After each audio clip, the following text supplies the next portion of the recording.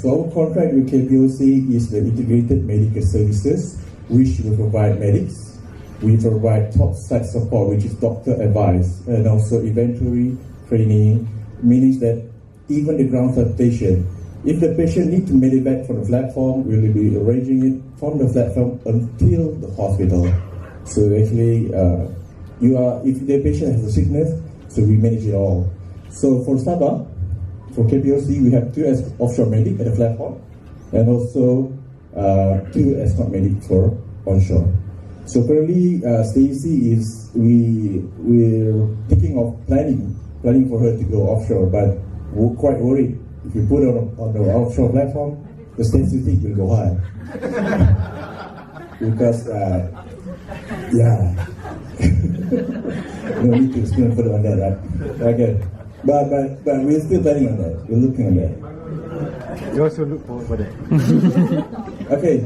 So our project is not just only for KPOC. On Malaysia, even West Malaysia, we have various projects. So we are all over Malaysia, Sabah, Sarawak, Miri, Bintulu, Terengganu offshore.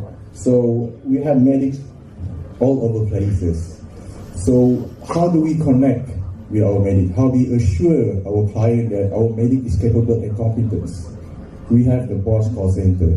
So every cases that need to medevac, or they are not sure, or they need advice, they can call the BOSS call center, which is 24/7.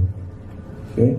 So any cases, any doubts, so we want to assure the client that you are safe with us. Okay? So our strength, other than BOSS call center, we have 4 occupational health doctors. Okay, what the difference between emergency doctors and occupational health doctors?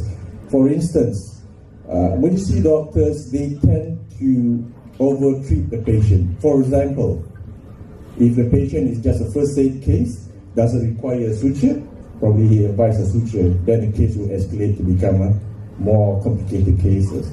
But OHC doctor, they know how to differentiate. It doesn't mean that they undertreat the patient, but the aim is to give the right treatment to the right patient. So that's our advantage. And also we have 2 occupational health clinics. We provide medical checkup, and also we have more than 20 medics. Our plan is we want to expand more. So hopefully we get more project out of this. So on 15 March 2018, so we have a kickoff meeting with Encik Saleh. So the aim of this kickoff meeting is about the operation and everything, but the interesting part is that he asked us to develop SMART KPI 6, which is leadership, training, competency, equipment, inventory, and maintenance. We do have our own KPI, but what HSE want is more specific. So he asked us, "Do you accept this challenge?" So then we did it. So let me explain you our timeline. Although the contract is awarded on 2nd March, our medic is on board on 18 April. So 18 April, so we told our medic, "Okay guys, you're on offshore platform, be vigilant.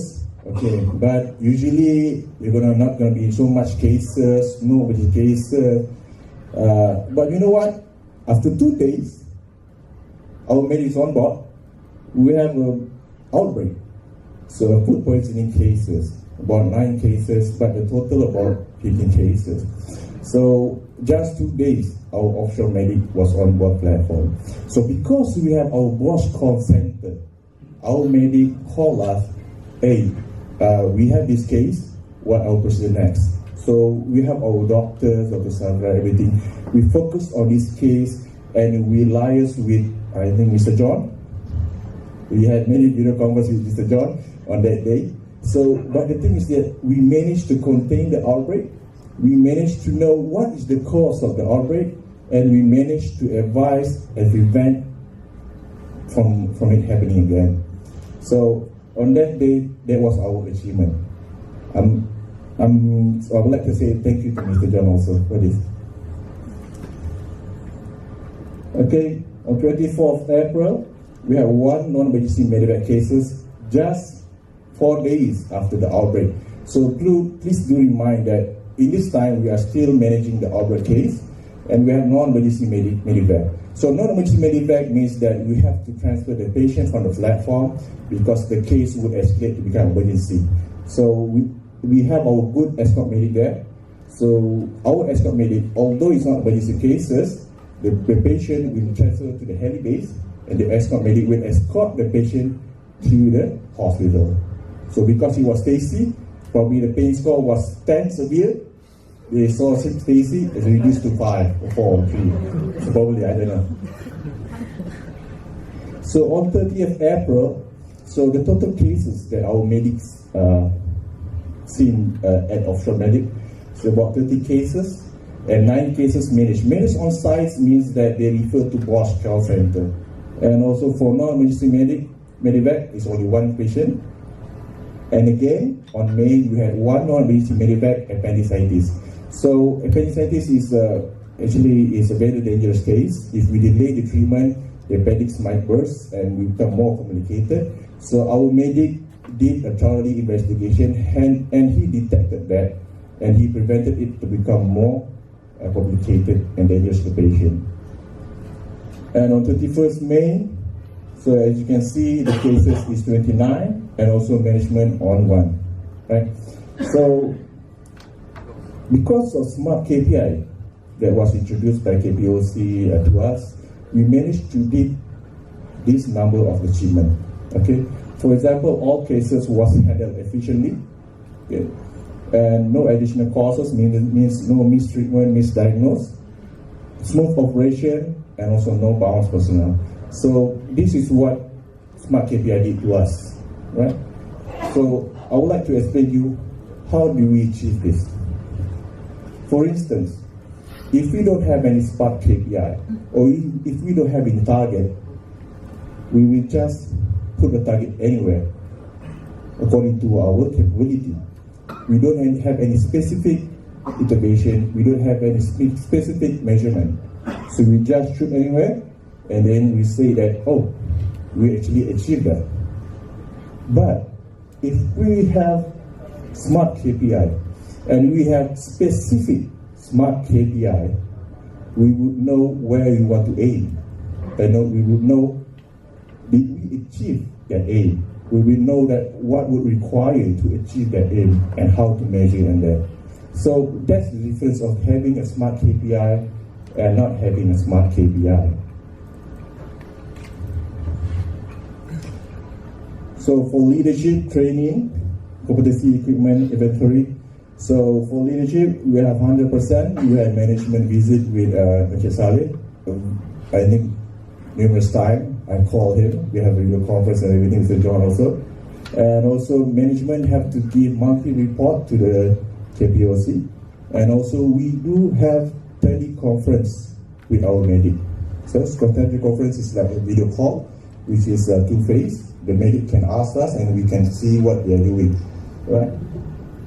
Training, we have 100% because our medic need to be well prepared to handle emergency cases and everything. And also we do provide training to first aid on offshore platform. So competency means that all our medic is 100% competency because we follow the NPM guideline for medic. They have ACLR, the requirement, the diploma. So for example, for competency, we did interviews with some of the medics that apply to work for us prior to KPOC, and we go to extra miles looking into their certs, and some of them actually forged the certificates. So how do you know that? Because one of the personnel actually gave me the certificate which I previously worked for. So we called the training center, hey, did this guy go to this training? So they check it and then say, oh no name, no nothing, but there was a certificate. So I asked the guy, the person else there, hey, there's no name on that side. So eventually, the person itself explained to me that, yes, I paid 500 ringgit for the certificate. So that's why competency, this smart KPI actually specifically aim us which part we want to do. So our aim is to be 100% added, and we cut 100% added. So equipment, our medic have to investigate, do calculation on equipment inventory. So for now, they give everything to us, so 100%. And also maintenance. Our maintenance for Bosch is not just for equipment, actually on the personnel itself. So our offshore medic and also escort medic did a wellness health program, which they measure BMI, cholesterol, and everything for the patients and staff here. So actually, we actually maintain our equipment, we maintain the personnel also. Okay. But I would like to focus on one thing, is that all of this, as per Mr. Tamizi said, is based on leadership. The number one thing is leadership. I am lucky because I have a very good managing director, I have a very good GM. So